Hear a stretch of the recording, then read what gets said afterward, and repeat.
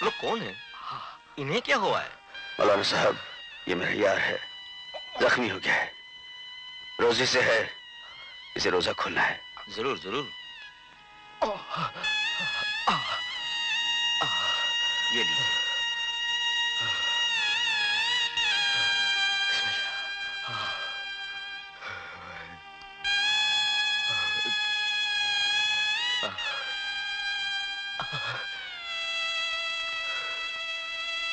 अल्लाह, मेरे मौला, तेरा लाख लाख शुक्र कि तूने मरने से पहले इतनी मोहलत तो दी कि मैं अपना रोजा खोल सकूं। घड़ियाली, मेरे मालिक, मैं तेरे दरबार में आ रहा हूं इस हकीर बंदे के गुनाहों को माफ करना। घड़ियाली, दादा, हाँ, हम हर साल ईद पर गले मिलते रहे, लेकिन अब शायद कभी ना मिले। इसलिए मुझे आखिरी बात अपने गले से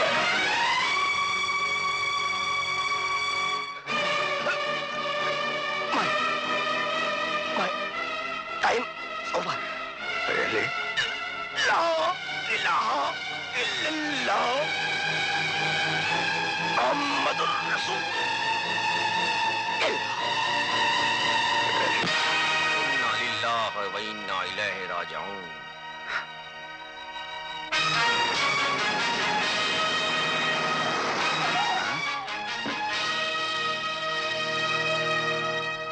वेलकम वीरू, वेलकम। आज मैं बहुत खुश हूँ क्योंकि तूने मेरी जिंदगी की पहली और आखिरी ख्वाहिश पूरी की है। आपकी इस ख्वाहिश के नाम पर इनका सबसे अजीज दोस्त घड़ियाली मारा गया। ओह, इस बात का मुझे अफसोस है। ये रहे पूरे 50 लाख और इसके साथ तुम्हारा हमारा सौदा भी खत्म। और इसके साथ ये भी भूल जाना कि तूने कभी हमारे साथ एक कैदी का सौदा किया था। वीरू को सौदेबाजी समझाने की कोशिश मत करना, समझ गए? तुम्हारा कैदी पिछली सीट पर है।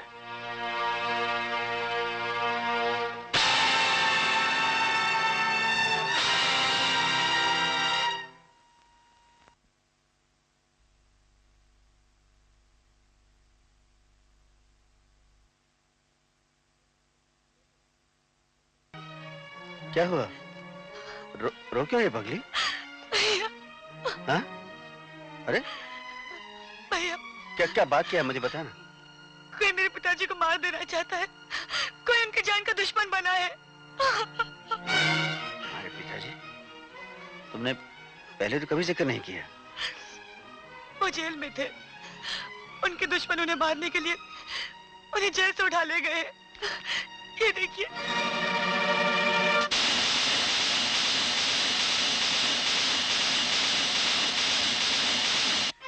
पिताजी पर इल्जाम था कि उन्होंने अपने सेठ, उनकी पत्नी और उनके बेटे की हत्या की है। अदालत ने उन्हें उम्र कैद की सजा सुनाई, मगर उनके दुश्मन उन्हें जान से मार देना चाहते हैं। लेकिन मैं जानती हूँ मेरे पिताजी बेकसूर है, वो कभी किसी की हत्या नहीं कर सकते। तभी से मुझे कानून से नफरत हो गई। इसीलिए उस रात मैंने आपको पुलिस से बचाया था। भैया, मेरे पिताजी बेकसूर है, वो एकदम बेकसूर।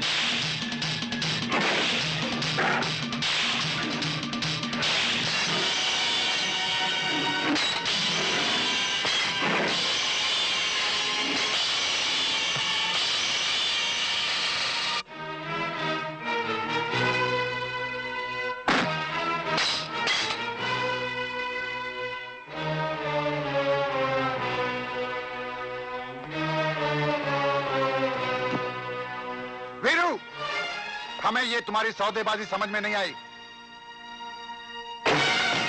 ये रहे तुम्हारे 50 लाख। सौदा खत्म।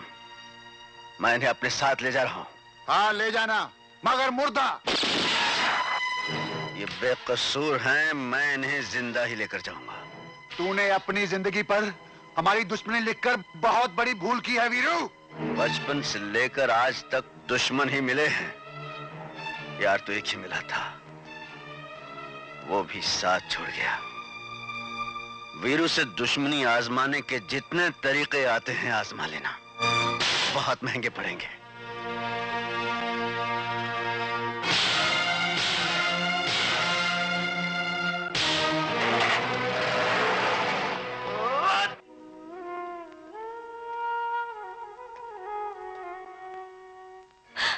भैया, ये सब क्या हुआ? कहाँ चले गए थे आप? कुछ नहीं देखा। मैं तुम्हारे पिताजी को बचाने के लिए गया था। मेरे पिताजी? हाँ। वो आपको कहाँ मिले? आप उन्हें कैसे जानते हैं भैया? दरअसल तुम्हारे पिताजी को जेल से भगा कर लाने वाला मैं ही हूँ। अच्छा, तो वो तुम हो, मेरे पिताजी के जान के दुश्मन। तुम जिसे मैंने पुलिस से बचाया, जिसकी मैंने एक भाई से बढ़कर सेवा की, और तुमने क्यों किया ऐसा? क्यों किया ऐसा? क्यों किया? मैं तुम्हें बताती हूँ रेखा, वीरू ने ऐसा क्यों किया। लेकिन इससे पहले तुम्हें एक बात जाननी होगी। वीरू तुम्हें मिलने से पहले एक पत्थर था, सिर्फ एक पत्थर, और इस पत्थर को फूल तुमने बनाया है। तुम्ही ने इसमें प्यार का एहसास जगाया है। तुम्हारी प्यार की दुनिया में आने के बाद वीरू जुर्म की दुनिया को भुला चुका था। लेकिन जब तुम्हारी शादी के लिए 50 लाख रुपए की जरूरत आ पड़ी, तो अनजाने में वीरू ने तुम्हारे बाप के दुश्मनों से सौदा कर लिया। अब 50 लाख रुपए की जरूरत नहीं पड़ेगी। मैंने सब कुछ सुन लिया रेखा। मेरे डैडी ने हमारे शादी के लिए तुम्हारे भैया से 50 लाख रुपयों की मांग की थी, और तुमने ये बात मुझसे छुपाए रखी। अरे मैं तो अपने डैडी को एक देवता समझता था, मगर वो। खैर भाई साहब, अब आपको 50 लाख रुपयों के लिए और कोई जुर्म करने की जरूरत नहीं है। मैं रेखा से मंदिर में भी शादी करने के लिए तैयार हूं। लेकिन पिताजी इस वक्त कहाँ हैं?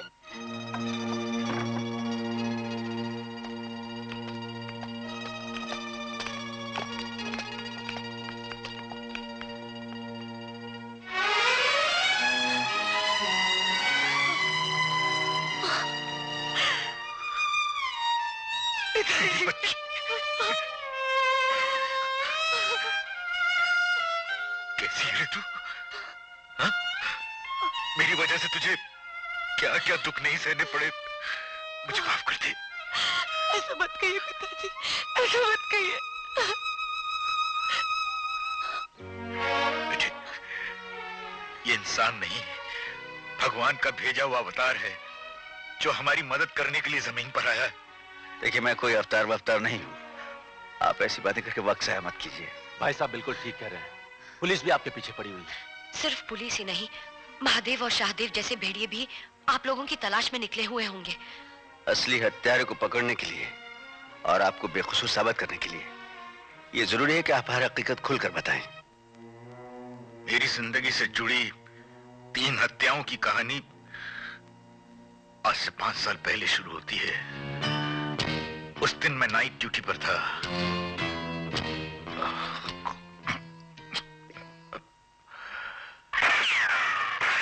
अचानक पिस्तौल चलने की आवाज आते ही मैं वहां पहुंचा।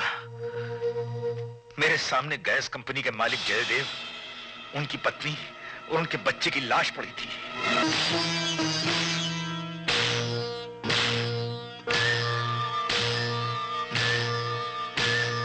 अचानक किसी ने मेरे सर पर वार किया।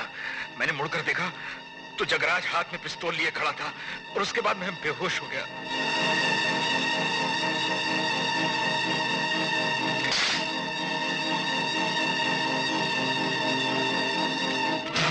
और जब होश में आया तो सामने इंस्पेक्टर दिवाकर हाथ में हथकड़ी लिए खड़ा था। मैं अदालत में चीखता रहा, चिल्लाता रहा, पर मुझ बेकसूर की फरियाद किसी ने भी नहीं सुनी, किसी ने भी नहीं सुनी। इसका मतलब है उन तीनों हत्याओं के पीछे जगराज का हाथ है।